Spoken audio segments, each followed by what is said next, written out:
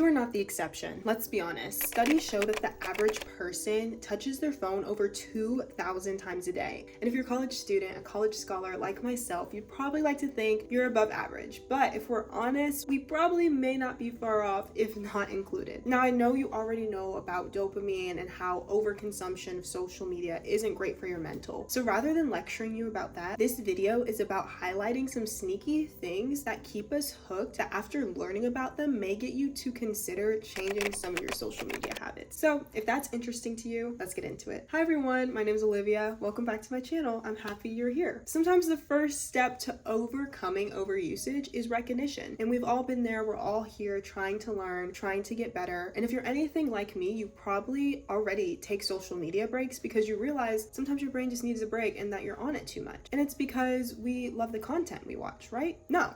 I mean, think about it. Last time you had a doom scrolling session on social media, did you like, share, repost everything that you saw? No.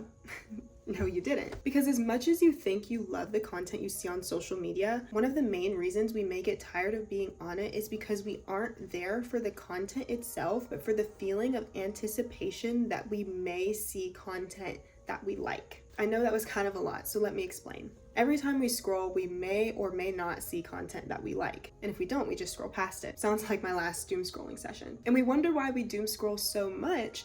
And it's because we're viewing things that we don't even care about for real. We're just scrolling past everything. But the mere chance of getting a feel-good hit off some 12-second piece of content that we may see after an hour of scrolling makes it worth it to us. And that's what keeps us on for so long. And that's another thing, is that each time we get a dopamine hit, our brain wants more of it, and it takes a greater stimulus to be activated.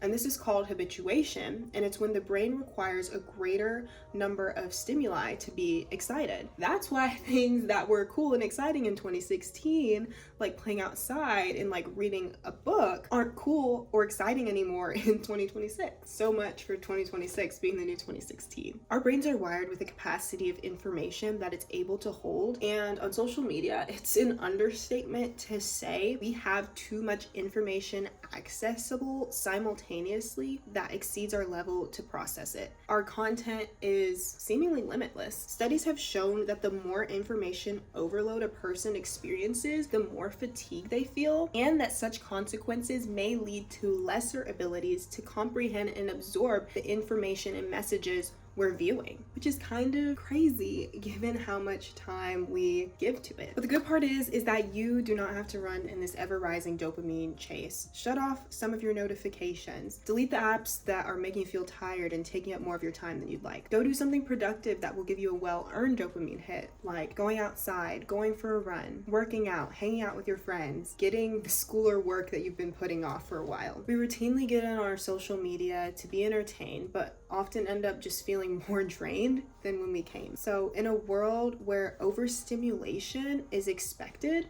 be different. Here's an actionable challenge for you guys. Next time you guys get the urge to doom scroll, just wait 5 minutes, okay? I'm not asking you to delete your apps, to get off social media forever. Just set a timer for 5 minutes and see if you can find something in that time that's more fulfilling to do than just scrolling on your phone and looking at stuff you probably don't even care about. Developing such habits day by day is what helps us become more focused and present individuals in a world that just seems to be so distracted and overstimulated. So with that, thank you so much for watching. If you would like to see more videos like this from me, please subscribe to my channel, like this video so that more people can see it. Comment down below if you could relate to this video, if it helped you, and also share what you did during those 5 minutes so we can kind of all get ideas on how we can be better spending our time. All right, well, that's all I have for today. Thank you so much for watching. I'll see you in the next video. Bye.